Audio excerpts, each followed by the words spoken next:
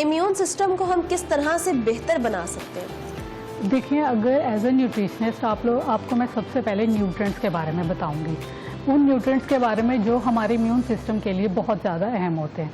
हमने vitamin C के बारे में बहुत सुना होगा कि जैसे ही आप विटामिन सी का रिच सोर्स लेना स्टार्ट करते हैं, उससे आपको नज़ला ज़ुकाम उसमें कमी आना स्टार्ट हो जाती है। तो विटामिन सी का बहुत ज़्यादा अहम रोल होता है हमारे इम्यून सिस्टम को स्ट्रॉन्ग करने के लिए। उसके अलावा हमारे विटामिन ए हमें चाहिए होता है, हमें विटामिन डी चाहिए होता है। विटामिन डी हमारी डाइट में बहुत निगलेक्ट हो जाता है। हम लोग समझते हैं कि विटामिन डी का हमारी डेली रूटीन में इतना ज़्यादा कोई रोल नहीं होता, लेकिन विटामिन डी हमारी हड्डियों को भी मजबूत कर रहा होता है और उसका सबसे अहम रोल हमारे इम्यून सिस्टम पे होता है। ठीक है कि जितना हमारा विटामिन डी का ज़्यादा अच्छा रोल होगा बॉडी में, हमारा इम्यून सिस्टम उतना ही स्ट्रॉन्ग रहेगा। उसके अलावा हम अच्छे प्रोटीन के सोर्सेज लेके, क्योंकि प्रोटीन भी बहुत अहम होता है, और जिंक जिसे हम न्यूट्रिएंट्स में शुमार करते हैं, जिंक का भी बहुत ज़्यादा रोल होता है हमारे इम्यून सिस्टम को स्ट्रॉन्ग रखने के लिए। ठीक हो गया। जैसे कहा आपने कि विटामिन हमें बहुत ज़्यादा लेने चाहिए, विटामिन का इंटेक ज़्यादा करना चाहिए, तो ये विटामिन हमें प्रोवाइड होंगे फ्रूट से वेजिटेबल से, तो उसमें प्लीज़ उनका नेम बताएं कि हम कौन सी चीज़ें खाएं ताकि हम, क्योंकि काफ़ी मेडिसिन भी आजकल तो न्यूट्रीफैक्टर्स जिस तरह से चल रहे हैं, तो मेडिसिन भी लोग खा रहे हैं अपने विटामिन को पूरा करने के लिए। तो हम अगर डॉक्टर के पास जाए बगैर घर बैठे हम अपने कुछ जो है नेचुरल ग़िज़ाएं खाकर हम अपने इम्यून सिस्टम को किस तरह से बेहतर कर सकते हैं? हाँ जी, अगर हम चाहते हैं कि हमें डॉक्टर्स के पास ना जाना पड़े, हम घर में ही अपना इम्यून सिस्टम स्ट्रॉन्ग रखें, तो सबसे पहले हमने बैलेंस डाइट लेनी है। तो सबसे पहले हम विटामिन सी की जैसे बात करें, विटामिन सी के सोर्सेज में आजकल के मौसम में जैसे बहुत ज़्यादा फ्रूट्स आ रहे हैं, जिनमें हमारे नाशपाती भी आ जाते हैं, हमारे सेब भी आ जाते हैं। उसके अलावा हमारे बहुत से सीट्रस फ्रूट्स, लेमन भी आ जाता है। लेमन में बहुत अच्छी मिकदार में विटामिन सी होता है। अगर हम लेमन का भी डेली यूज़ करें, अपने खाने में कोई भी चीज़ पकाएं तो उसमें एक लेमन स्क्वीज़ कर दें, तो उसका भी हमारे सलादों में बहुत अच्छा रोल हो जाता है। विटामिन सी की अच्छी मिकदार से हमारा इम्यून सिस्टम जो है वो, हम इम्यून सिस्टम स्ट्रॉन्ग करने के जो सेल्स होते हैं, विटामिन सी उनको स्ट्रॉन्ग कर देता है, जिसकी वजह से हम फ्लू से, बहुत सारे वायरल इन्फेक्शंस जो हो रहे होते हैं इस मौसम में स्पेशली, हम उनसे बच सकते हैं। दूसरा जो अहम रोल होता है वो हमारी प्रोटीन का होता है, जिंक का होता है, हमारी प्रोबायोटिक्स का होता है। प्रोबायोटिक्स हमें ज़्यादा अच्छी मिकदार में मिलते हैं हमें दही से। प्रोबायोटिक्स हमारी गट हेल्थ को इम्प्रूव करते हैं। गट हेल्थ का और हमारे स्टमक का बहुत ज़्यादा रोल होता है हमारे इम्यून सिस्टम में, क्योंकि अगर हमारे स्टमक ठीक रहेगा, हमारा इम्यून सिस्टम भी ठीक रहेगा। जितना हम जल्दी खुराक को हजम करेंगे, जितने जल्दी न्यूट्रिएंट्स हमारी बॉडी में अब्जॉर्ब होंगे, उतनी अच्छी मिकदार में हमें उनके फ़ायदे भी मिलेंगे और हमें बहुत सारी बीमारियों से बचने का मौका भी मिलेगा। अच्छा, फ्रूट्स में आपने बताया नाशपाती, सेब और लेमन तो हर मौसम में होता है जी। लेमन तो हम हर दिन खा सकते हैं, डेली खा सकते हैं, लेकिन लेमन से ये ना हो कि गला ख़राब हो जाए। नहीं, ऐसा कुछ नहीं होता। आपने बिल्कुल अलग से लेमन नहीं लेना। आप जब भी अपने सैलेड्स बनाएं, जैसे आप चना चाट बना सकते हैं, आप अपने लोबिया चाट बना सकते हैं, और भी आप बहुत सारे ऐसे सैलेड्स हैं जो आपको पसंद है, आप उनमें एक हाफ लेमन स्क्वीज़ कर लें। हाफ लेमन जब उसकी कॉम्बिनेशन दूसरे फ्रूट्स के साथ हो जाता है, दूसरे वेजिटेबल्स के साथ हो जाता है, तो वो बिल्कुल भी कोई नुकसान आपको नहीं दे रहा होता, बल्कि उसमें जो विटामिन सी होता है वो आपको बाकी भी न्यूट्रिएंट्स आपको बहुत अच्छा फ़ायदा दे रहे होते हैं। और विटामिन सी हमारे बहुत से फ्रूट्स जो होते हैं उनकी बायो अवेलेबिलिटी, मतलब हमारी बॉडी को वो जल्दी उनके न्यूट्रिएंट्स प्रोवाइड करते हैं। तो जितना अच्छा मिकदार में हम विटामिन सी अपने फ्रूट्स में, अपने वेजिटेबल्स में, अपने सैलेड्स में ऐड करते हैं, उतनी ही चीज़ों की बायो अवेलेबिलिटी इंक्रीज हो जाती है और वो हमें बहुत अच्छा फ़ायदा दे रहे होते हैं, हमारी सेहत को बरकरार। हाँ जी, विटामिन सी, जैसे कि लेमन की बात हो रही है, तो एक वैसे तो विटामिन सी के बारे में ये भी सुना है, अगर लेमन हम खाएं तो हम कुछ भी खाएं दिन में, हम मोटे नहीं होंगे जी। ऐसे ही है ना? जी, ऐसे ही होता है। इसको कंफर्म कर दे, क्योंकि हमारी खवातीन जो है मॉर्निंग शो बहुत शौक से देखती हैं, तो वो जो खवातीन को ये होता है कॉम्प्लेक्स कि हम कहीं मोटे ना हो जाएं, तो प्लीज़ उनके लिए उनको लाजमी सजेस्ट करिए और उनको अश्योर करें कि लेमन डेली खाएं और आप कभी भी मोटे नहीं होंगे। हाँ जी, ये जो आपने बात कही कि विटामिन सी और लेमन हमें डेली लेना चाहिए, इससे हमें मोटा नहीं होते, हमारी फिजिकल हेल्थ जो है वो अच्छी रहती है। दूसरी, ये डिपेंड करता है हर इंसान के ऊपर। किसी को लेमन बहुत जल्दी हजम हो जाता है और किसी को जो सिट्रस फ्रूट्स होते हैं उनमें मौजूद सिट्रिसिटी की वजह से उनको प्रॉब्लम्स भी हो सकती है। तो ये हर किसी की बॉडी पे डिपेंड करता है कि वो किसी को मॉर्निंग में अगर वो खाली पेट लेमन लेते हैं तो उनको एसिडिटी हो जाती है। हम इनको डेली बेसिस पे नहीं ले सकते। हाँ जी, ये हो सकता है कि हम ऑल्टरनेट करें, कभी कौन सी चीज़ ले लें, क्योंकि बहुत सारे ऐसे खुराक है, बहुत सारे ऐसे हमारी रिसर्चेस बताती हैं कि बहुत सारी ऐसी चीज़ें हैं जिन्हें हम अपनी डेली रूटीन में शामिल करें तो हम न्यूट्रिएंट्स भी अच्छी मिकदार में ले सकते हैं और मोटापे से भी बच सकते हैं। उनमें एक विटामिन सी में जैसे लेमन भी आ जाता है, लेकिन आप कोशिश करें कि रोज़ाना लेमन ना लें, उससे ये हो सकता है कि आपको एसिडिटी का इशू हो सकता है। आप ऑल्टरनेट डे से डिफरेंट चीज़ें ले सकते हैं। ओके, डेली लेमन नहीं लेना, लेमन के अल्टरनेट में हम ये कर सकते हैं कि जैसे हो गया ऑरेंज, हो गया ऑरेंज में भी विटामिन सी हो सकता है, होता है बल्कि। तो इस तरह से हम सिट्रस फ्रूट्स खा सकते हैं, जिसमें अगर हम डेली अगर लेमन नहीं भी खाना तो उसके अल्टरनेट हम विटामिन सी की कमी हम अपनी पूरी करते रहे तो, और इससे हमारी हेल्थ भी अच्छी होगी, इम्यून सिस्टम बेहतर होगा और हम मोटे भी नहीं होंगे। अच्छा, मुझे बताइएगा जैसे कि आजकल का जो मौसम है, इस मौसम के हवाले से क्या कहेंगे कि हमें किन चीज़ों से परहेज़ करना चाहिए? ये तो चीज़ें वो है ना जो हमारे इम्यून सिस्टम को बेहतर करती हैं, किन चीज़ों और जिनका हमने यूज़ करना है, किन चीज़ों को हमने बिल्कुल भी यूज़ नहीं करना, ताकि हम पहले तो इस बीमारी की तरफ जाए ही ना, हमें कोई इन्फेक्शन ना घेर ले। हाँ जी, ये मौसम इस तरह का होता है कि हमारा इम्यून सिस्टम बहुत लो हुआ होता है, जैसे कि आपने पहले बात की कि खून पानी एक हुआ होता है। हाँ जी। इसमें हमने ये करना है कि हमने ज़्यादातर शुगरी आइटम्स में आ जाते हैं हमारे बाहर के खाने। हमारे बाहर के खाने में पिज़्ज़ा, बर्गर्स, हम उनको देख तो रहे होते हैं कि हमें सिर्फ ये कार्ब्स दे रहे हैं या हमें चिकन दे रहे हैं, लेकिन उनमें उनकी प्रोसेसिंग में बहुत सारे लेवल्स ऐसे होते हैं जिनमें बहुत ज़्यादा मिकदार में शुगर भी ऐड हो जाती है और उनमें नमक भी बहुत ज़्यादा मिकदार में ऐड हो जाता है। इसी तरह हर चीज़ की ज़्यादती हमेशा नुकसान देती है। ना हम ज़्यादा बाहर की चीज़ें खाएंगे, क्योंकि बाहर की चीज़ें और घर की चीज़ों में बहुत ज़्यादा फ़र्क होता है। बाहर की चीज़ें हम नहीं देखते कि वो कैसे बन रही हैं, किस प्रोसेस से बन रही हैं, कैसे वो पहुंची हैं, इसमें कितने जो हैं वो इन्फेक्शन हो सकते हैं, हमें कितनी ऐसी वायरल चीज़ें हैं जो उनमें ऐड हो गई हैं। घर की सब्ज़ी का ये होता है, घर की जो भी चीज़ बनाएं हम उनको खुद अपने हाथों से धोते हैं, हम उनको खुद पकाते हैं, हमें पता होता है कि हमने कौन कौन से ऐसे फूड ऐड किए हैं जिनसे हमें नुकसान हो रहा है और कौन से फूड ऐसे न्यूट्रिएंट्स हैं जिनसे हमें फ़ायदा हो रहा है। तो मैं आपको यही प्रिस्क्राइब करूँगी, आप हमेशा बैलेंस डाइट की तरफ जाएँ। बैलेंस डाइट में मसलन आप अपने फ्रूट्स भी लें, वेजिटेबल्स का भी इंटेक दें, अपने कार्बोहाइड्रेट्स, प्रोटीन, अच्छे गुड सोर्सेज ऑफ फैट्स जो कि हमें नट्स से मिल जाते हैं, अगर आप इन सब चीज़ों का अपनी डाइट में शामिल रखेंगी, इन सब चीज़ों का डेली बेसिस पे इस्तेमाल करेंगी तो इंशाल्लाह आप में से कोई भी इस तरह की बीमारियों से बचा रह सकता है। ठीक हो गया। और जब बहुत अच्छी बात की आपने कि बाहर के खाने बिल्कुल भी बहुत ज़्यादा अवॉइड करें, बिल्कुल भी ना खाएं, बिल्कुल कम कर दें। और दूसरा ये कि इससे हमारी स्किन भी बेहतर होगी। जी बिल्कुल, कि अब जैसे आपने स्किन की बात की, हाँ, हमारी एक बहुत अच्छी सब्जी अल्लाह ताला ने हमें नवाजी है जिसे हम बेल पेपर्स हम कहते हैं, शिमला मिर्च। जी। शिमला मिर्च में विटामिन ए होता है और बीटा कैरोटीन होते हैं। बीटा कैरोटीन ऐसे न्यूट्रिएंट्स होते हैं जो विटामिन ए में कन्वर्ट हो जाते हैं और वो हमारी स्किन के लिए, हमारी गट हेल्थ के लिए बहुत ज़्यादा अच्छे साबित हो रहे होते हैं। अक्सर हमने गाजरों के बारे में सुना होगा कि अगर हम गाजरें खाएं तो हमारी स्किन अच्छी हो जाती है। सर्दियों में हम अगर गाजरों का जूस पिएं तो कहते हैं कि लाली आ जाती है हमारी स्किन पे। वो इसीलिए ही आती है कि उनमें बीटा कैरोटीन होता है जो कि हमारी स्किन को रीजनरेशन के लिए बहुत हेल्पफुल होता है। ठीक है, ये इम्यून सिस्टम के लिए भी विटामिन ए बहुत ज़रूरी है और आपकी स्किन को भी बेहतर करेगा, तो उसके लिए इन्होंने बताया, डॉक्टर साहिबा ने शिमला मिर्च बताई है, बेल पेपर। ठीक है, ये हमने नोट कर लिया। उसके बाद जी गट हेल्थ का क्या रोल है, जो हाजमा होता है, जो हमारा मैदा है, उसको किस तरह से बेहतर किया जाए? हाँ जी, जैसे आपने बात की गट हेल्थ के बारे में, गट हेल्थ का हमारी डेली रूटीन में बहुत ज़्यादा अहम रोल होता है। देखें, अगर हम कोई फूड लेते हैं वो हमें हज़म नहीं हो रहा होता, उससे हमें या तो ब्लॉटिंग हो रही होती है या नोज़िया हो रहा होता है, हमें बोझ सा हैवीनेस फील हो रही होती है।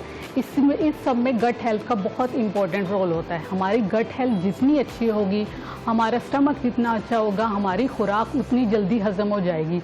जैसी खुराक हज़म होती है हम बहुत लाइट और फ्रेश फील करते हैं, क्योंकि सारे न्यूट्रिएंट्स हमारी बॉडी में एब्जॉर्ब हो जाते हैं। अगर वो न्यूट्रिएंट्स हमारी बॉडी में, स्टमक में फुल रहें, ब्लोटिंग होती रहे, तो वो हमें बहुत ज़्यादा, हमारा मूड भी ख़राब रहता है, हमारा दिल भी नहीं करता कि कोई हमें अपनी एक्टिविटीज़ को हम परफॉर्म करें। तो इसीलिए गट हेल्थ का बहुत इंपॉर्टेंट रोल होता है। जितनी आपकी गट हेल्थ अच्छी होगी, उतनी आपकी बॉडी में अब्जॉर्प्शन अच्छी होगी, उतना ही आप अपने हर एक्टिविटीज़ को बहुत अच्छे तरीके से परफॉर्म कर सकते हैं, क्योंकि जितनी आपकी सेहत अच्छी रहेगी, आपका हर काम उतना बेहतरीन चलता रहेगा। अच्छा, यहाँ पर मेरा एक सवाल है, गट हेल्थ जैसे कहा कि मतलब जितनी जल्दी वो चीज़ हजम होगी उतना फ़ायदा हमें, लेकिन कुछ लोग ये होता है कि अभी खाना खाया, 1 बाइट या 2 बाइट मुंह में गई और वो उनको फ़ौरन से वो चीज़ हजम हो जाती है, वो फ़ौरन से वॉशरूम करने चले जाते हैं। तो ये इसको किस चीज़ में कंसिडर करेंगे कि बार बार बाथरूम आना, बार बार, मतलब इतनी जल्दी भी क्या हजम हो जा रही चीज़? नहीं, ऐसा नहीं होता, बार बार वॉशरूम जाना। समटाइम्स ऐसे भी होता है ना, कोई परेशानी किसी को होती है तो पेट में बल पड़ने लग जाते हैं, तो उसका क्या सोल्यूशन है? हाँ जी, उसका ये सोल्यूशन है कि आप मौसम पर भी डिपेंड करता है ना। किसी लोगों की वैसे ही मेटाबॉलिज्म फास्ट होता है, वो जैसे ही खुराक लेते हैं उनको बहुत जल्दी हजम हो जाता है, लेकिन अगर उनको बार बार वॉशरूम जाना पड़ रहा है तो देखें कि फूड में कोई ऐसे न्यूट्रिएंट्स तो नहीं। इसके लिए आप अपनी माहिर ग़िज़ाइयात से भी रब्ता कर सकते हैं कि फूड में कोई ऐसे न्यूट्रिएंट्स तो नहीं। वो आपको बताएंगे कि कौन से ऐसे न्यूट्रिएंट्स हैं जिनको आपको मसला हो रहा है, क्योंकि हर फूड से ये वाला प्रॉब्लम नहीं होता किसी पेशेंट्स को। ये बहुत कम लोग होते हैं जिनमें एक ख़ास किस्म के एलर्जेंस हो जाते हैं या उससे कोई ऐसा इफ़ेक्ट आ रहा होता है, उनको वो चीज़ हज़म नहीं हो रही होती, तो जैसे ही वो खाते हैं वो हज़म नहीं होती बॉडी में, फ़ौरन ही एक्सक्रीट हो जाती है।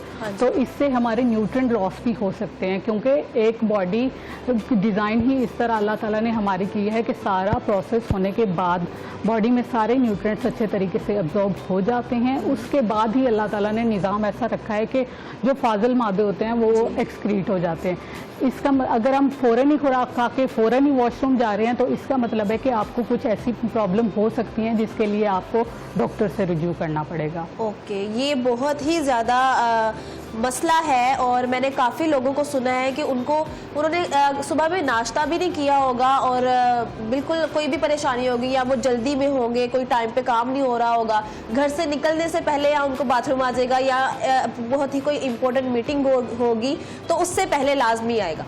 तो इस हवाले से कि आपने इस चीज़ को बिल्कुल भी इग्नोर नहीं करना कि परेशानी है, परेशानी में तो ऐसा होता है, इसको इग्नोर नहीं करना। आपने फ़ौरन से अपने डॉक्टर को रुजू करना है कि ये आपके साथ हो क्या रहा है, ये मसला क्या है इन एक्चुअल। अच्छा, मुझे ये बताइएगा कि अगर इम्यून सिस्टम स्ट्रॉन्ग ना हो तो कौन कौन सी बीमारियां हमें घेर सकती हैं, और इस मौसम में ख़ास तौर पर किन किन बीमारियों का ख़तरा है हमें?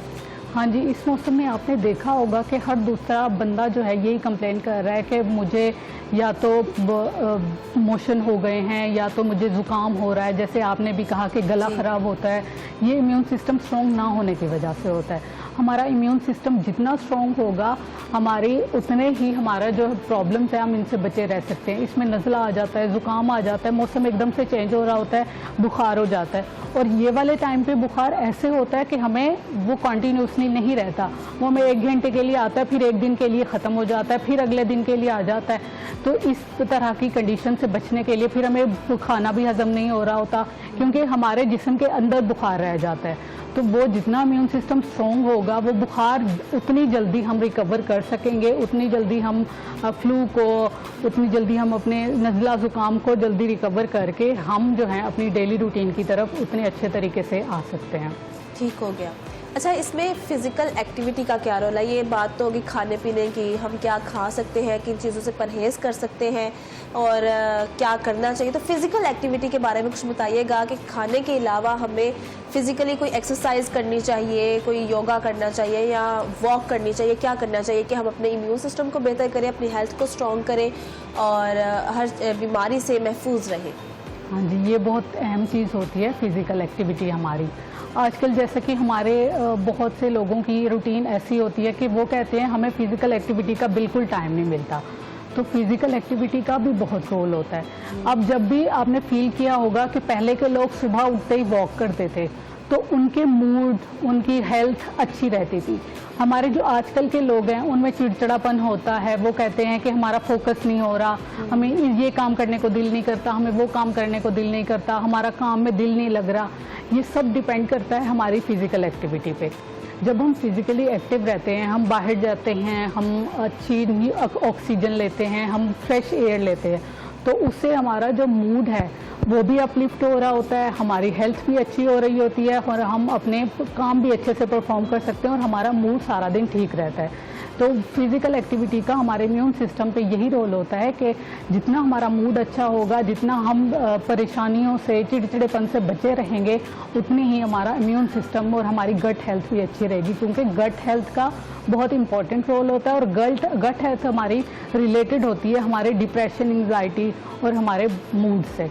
तो जितना अच्छा मूड रहेगा, मूड हमारा अच्छा रह सकता है कि हम फिज़िकल एक्टिविटी करें। फिज़िकल एक्टिविटी करने के से हमारे इनर सेटिस्फेक्शन भी रहती है कि हम आज भाई उठे हैं, टाइम से उठे हैं, हमने फिज़िकल एक्टिविटी भी की, हमने वर्कआउट किया, हमने योगा। वो डिपेंड करता है कि कौन से बंदे को क्या चीज़ पसंद है। कोई पेशेंट्स होते हैं उनको योगा करना पसंद होता है, कोई पेशेंट्स ऐसे होते हैं वो कहते हैं कि मैं सिर्फ वॉक कर लूँ तो मैं बहुत लाइट फील करता हूँ।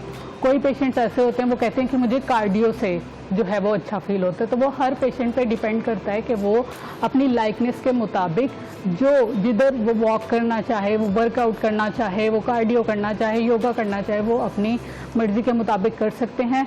ज़्यादा देर नहीं भी करना तो आप कम देर से स्टार्ट करें। मसलन अगर आप 5 मिनट से स्टार्ट करें, आप फिर उसको 10 मिनट तक ले जाएं, 15 मिनट तक ले जाएं, ऐसे आप बढ़ाते जाएंगे तो जितना आपकी इंडोरेंस मेंटेन होती जाएगी उतना ही आपकी इम्यून सिस्टम और आपकी हेल्थ भी अच्छी रहेगी। ठीक होगा। जैसे आपने मिनिमम टाइम बताया कि 5 मिनट से स्टार्ट करें, स्टार्ट आप 5 मिनट से करें, लेकिन मैक्सिमम टाइम क्या होना चाहिए डेली लाइफ में अगर हम फिजिकल एक्टिविटी को एक टाइम दें, प्रॉपर टाइम निकाल के? क्योंकि आजकल बहुत ज़्यादा रश है लोगों में और इतनी ज़्यादा जल्दी है ना कि हर चीज़ जल्दी में होनी चाहिए, ये भी काम करना है, वो भी करना है, बहुत ज़्यादा। तो उसमें बताइएगा कि हमें एक प्रॉपर टाइम निकालना चाहिए, प्रॉपर सेट करना चाहिए टाइम, और मॉर्निंग में, इवनिंग में, या हम किसी भी टाइम फिजिकल एक्टिविटी कर सकते हैं अपने इम्यून सिस्टम को बेहतर करने के लिए, इसके बारे में बताइएगा। हाँ जी, जैसे आपने पूछा कि मैक्सिमम टाइम क्या होना चाहिए, तो ये भी डिपेंड करता है कि हर किसी की कंडीशन पे, उसकी उनकी इंडोरेंस पे। कोई होता है कि उनमें बिल्कुल ही फिजिकल एक्टिविटी करने के लिए टाइम नहीं होता, तो उनके लिए होता है कि मैक्सिमम अगर वो 30 मिनट तक भी ले जाते हैं तो उनके लिए बहुत अच्छा हो जाता है ये कि वो 30 मिनट का वर्कआउट कर रहे हैं। और 30 मिनट का अगर हम सबकी रूटीन में 30 मिनट का भी वर्कआउट शामिल हो तो ये बहुत अच्छी प्रैक्टिस हो जाएगी। लेकिन अगर हम देखें कि कुछ शौकीन जो होते हैं वर्कआउट के, फिजिकली एक्टिव रहने के लिए, वो है कि वो वॉक को 90 मिनट्स तक भी लेके जा सकते हैं, अपना जो वर्कआउट है, योगा है, 1 घंटे तक भी कर सकते हैं और उससे भी ज़्यादा कर सकते हैं। लेकिन वो डिपेंड करता है कि उनकी कंजप्शन किस चीज़ की है, उनकी बॉडी वेट कितना है, हाइट कितनी है। वो हर किसी का फिजिकल एक्टिविटी और वर्कआउट प्लान जो होता है वो अलग से होता है। तो आप इस चीज़ को कंसीडर अगर करें तो आप हमेशा डिपेंड करता है पेशेंट की कंडीशन पे, तो उसका कोई टाइम लिमिट नहीं होती। हाँ जी, बेस्ट टाइम यही होता है कि आप 30 मिनट तक अपने वर्कआउट को लाजमी किया करें। ये नहीं है कि आप एक ही टाइम पे स्टार्ट कर दें। आप ये भी कर सकते हैं कि आप 15 मिनट सुबह वॉक कर सकते हैं, जैसे फजर के बाद। फजर के लिए हम बहुत से काम करते हैं जो लोग वो उठ जाते हैं, तो आप फजर के बाद भी कर सकते हैं। और दूसरा जो आप अपने ऑफिस से, अपने काम से वापस आके बाकी के 15 मिनट आप उस टाइम पे पूरा कर सकते हैं। ये तो बहुत ही अच्छा हो गया भाई कि हमारे पास टाइम नहीं होता, तो हम थोड़ा टाइम निकाल कर, जब भी हम फ्री हो थोड़ा सा टाइम निकाल कर 15 मिनट सुबह दे दिए, 15 मिनट शाम में दे दिए और दोपहर में दे दिए, जब भी हमें टाइम मिले तब हम थोड़ी सी एक्टिविटी कर लें। एक्टिविटी में अगर हम डांस भी किया जा सकता है। जी बिल्कुल, जी बिल्कुल सर, डांस भी किया जा सकता है। जैसे ख़वातीन को, लड़कियों को शौक़ होता है डांस का, तो वो एक साथ साथ अपना शौक़ भी पूरा कर सकती हैं, साथ साथ थोड़ी सी एक्सरसाइज भी उनकी हो जाएगी। डांस से बहुत अच्छी एक्सरसाइज होती है और सबसे बेहतर वे तो ये है कि नमाज़ पढ़ी जाए, 5 वक्त की नमाज़ पढ़े। तो वो अल्लाह ताला ने एक नेचुरल हमें एक्सरसाइज बताई हुई है कि ये एक्सरसाइज करेंगे तो आप हर चीज़ से महफूज रहेंगे, आपकी हर चीज़ बेहतर रहेगी। अच्छा, मुझे बताइएगा, हमने विटामिन्स की तो बात कर ली, हम प्रोटीन्स की तरफ अगर आए, इम्यून सिस्टम को बेहतर बनाने के लिए प्रोटीन्स का क्या अमल दखल है? प्रोटीन का बहुत अमल दखल होता है हमारे इम्यून सिस्टम में, क्योंकि प्रोटीन हमारी बॉडी के जो फंक्शंस होते हैं, जैसे कि स्किन रीजनरेशन होती है, उस स्किन रीजनरेशन में प्रोटीन का बहुत अहम रोल होता है। प्रोटीन की जितनी अच्छी मिकदार हमारी डाइट में शामिल होगी, हमारी बॉडी रीजनरेशन से उतनी जल्दी बच सकती है। क्योंकि जैसे ही हमें बहुत से खुराक की कमी स्टार्ट होना शुरू होती है वो प्रोटीन से ही होती है, क्योंकि हमारी रूटीन में प्रोटीन बहुत कम मिकदार में होता है। कुछ लोग ऐसे होते हैं जो चिकन और गोश्त की तरफ बिल्कुल नहीं जाते, तो वो सब्जियों से या अपनी दालों से ले रहे होते हैं जो प्रोटीन का अच्छा सोर्स है। तो प्रोटीन की जितनी अच्छी मिकदार होगी, हमारी बॉडी की रीजनरेशन उतनी अच्छी हो रही होगी, हमारी बॉडी के फंक्शंस उतने अच्छे जो हैं वो मेंटेन हो रहे होते हैं, हमारी मसल्स बिल्डिंग हो रही होती है। तो जितना फैट हमारी बॉडी से कम होता जाएगा, मसल्स हमारे स्ट्रॉन्ग होते जाएंगे, हमारी इंडोरेंस इंक्रीज होती जाएगी। तो इसका मतलब यही है कि हमारा इम्यून सिस्टम भी बेहतर हो रहा है और हम हेल्दी शेप की तरफ आ रहे हैं, हेल्दी बॉडी की तरफ आ रहे हैं। जितनी अच्छी प्रोटीन की कंजप्शन होती है उतना अच्छा हमारा वेट मेंटेन होता है। ये प्रोटीन से हमारी बॉडी में गुड जो होती है, अच्छे मसल्स बनते हैं, फैट शेड होना स्टार्ट हो जाता है, और वो जो प्रोटीन हमें दे रही होती है वो ऐसा वेट होता है कि दोबारा रीगेन भी नहीं होता। तो इससे जाहिर है जितनी अच्छी सेहत रहेगी, हेल्थ रहेगी, इम्यून सिस्टम स्ट्रॉन्ग होगा तो आपकी अच्छी हेल्थ रहेगी। प्रोटीन के अच्छे सोर्सेस में आपके एग्स भी आ जाते हैं, आपकी योगर्ट भी आ जाती है, मिल्क भी आ जाता है, उसके अलावा आपके बहुत से दालों के सोर्सेस भी प्रोटीन में शामिल होते हैं। अच्छा ठीक है, जैसे आपने प्रोटीन्स के सोर्सेज में एग्स का नाम लिया, तो ये जो मौसम है, गर्मियों का मौसम है, इसमें लोग अवॉइड करते हैं कि अंडा थोड़ा कम ही खाया जाए, बल्कि बिल्कुल ही ख़त्म कर देते हैं, क्योंकि कहते हैं कि अंडा खाने से वो गर्म होता है, जाहिर सी बात है, उसके जो अंदर जर्दी होती है वो बहुत ज़्यादा गर्म होती है, तो उससे मैदा ख़राब हो जाएगा या स्किन ख़राब हो जाएगी, पिंपल्स बन जाएंगे, तो उसके बारे में थोड़ा बताइएगा। हाँ जी, ऐसा बिल्कुल नहीं होता। अंडा जो है, हमें सर्दियाँ या गर्मियाँ हमें हमेशा अंडा खाना चाहिए। अच्छा। अंडे में जैसे मैंने आपको बताया प्रोटीन होता है, प्रोटीन तो हमारी डाइट के लिए ज़रूरी चीज़ है। एक बैलेंस डाइट की बात करें तो उसमें प्रोटीन का एक अच्छा पोर्शन होना बहुत ज़रूरी है। हमारे ये हो सकता है कि हम अक्सर अंडा ऐसा हमें पिंपल्स और ये वाली चीज़ें दे रहा होता है जिसका हम कॉम्बिनेशन अच्छा नहीं रखते, या तो हम उसको बहुत ज़्यादा खा लेते हैं या किसी ऐसे फूड के साथ खा लेते हैं जिनमें ऑयल ज़्यादा होता है या घी ज़्यादा होता है। तो अंडे को आप जितना कम हो सके कम ऑयल में पकाएं। आप हो सके तो जैतून का तेल भी इस्तेमाल कर सकते हैं, तो उसमें पकाएं तो वो आपको एक अच्छा और हेल्दी ऑप्शन दे रहा होता है, जिससे ना तो आपकी किसी फिजिकल अपीयरेंस में प्रॉब्लम आएगी, ना वो आपसे उसको पिंपल्स होंगे, और ना ही आपको ऐसे ब्लॉटिंग और गर्मी फील हो रही होगी, क्योंकि अंडा एक मुकम्मल ग़िज़ा है। अगर आप अंडा दिन में खा लेते हैं तो वो आपको सारे न्यूट्रिएंट्स और विटामिन दे रहा होता है। ठीक हो गया, अंडा हमें विटामिन भी दे रहा होता है और प्रोटीन भी दे रहा होता है, तो अंडा बहुत ज़रूरी है, दिन में एक बार लाजमी खाना चाहिए, और वो जैतून के तेल में अगर हम पका कर खाएं तो वो ज़्यादा बेहतर है हमारे लिए, और इससे कोई साइड इफ़ेक्ट नहीं होता, चाहे मौसम जो सा भी हो, सर्दी हो, गर्मी हो, अंडा लाजमी है। अच्छा, हम इम्यून सिस्टम के बारे में बात कर रहे थे कि इम्यून सिस्टम को किस तरह से बेहतर बनाया जाए, तो हमने उसमें विटामिन की बात की, फ्रूट्स की बात की, वेजिटेबल्स की बात की, अंडे की बात की, और हमने बताया कि किन चीज़ों को खाना चाहिए, किन चीज़ों से परहेज़ करना चाहिए, और फिजिकल एक्टिविटी के ऊपर जोर देंगे। तो कहीं ना कहीं ये सारी चीज़ें लिंक कर रही हैं आपके इम्यून सिस्टम से, आपकी हेल्थ से, आपकी स्किन से और आपके वेट से। तो आप सिर्फ एक चीज़ को ना देखें कि सिर्फ इम्यून सिस्टम बेहतर होगा, वो तो बहुत ज़रूरी है आपकी हेल्थ के लिए। आपको एक्टिव रहना है, आपको काम करना है, आपने जॉब करनी है, आप हाउस वाइफ है, घर पे रहते हैं, आप कुछ भी करें, आपको एक अच्छा बेहतर इंसान तो बनना है। तो उसके लिए ज़रूरी है कि आपकी सबसे पहले हेल्थ अच्छी हो। तो इम्यून सिस्टम के पर हमने आपको पूरी सारी मालूमात दी। Thank you so much doctor Sadia Fatima, आप हमारे साथ मौजूद थी। आपके कीमती वक्त के लिए बहुत शुक्रिया आपका। तो अब हम छोटे से ब्रेक पर जा रहे हैं, ब्रेक के बाद एक नए सेगमेंट में हाजिर होंगे। अपना ख्याल रखें, साथ रहिए।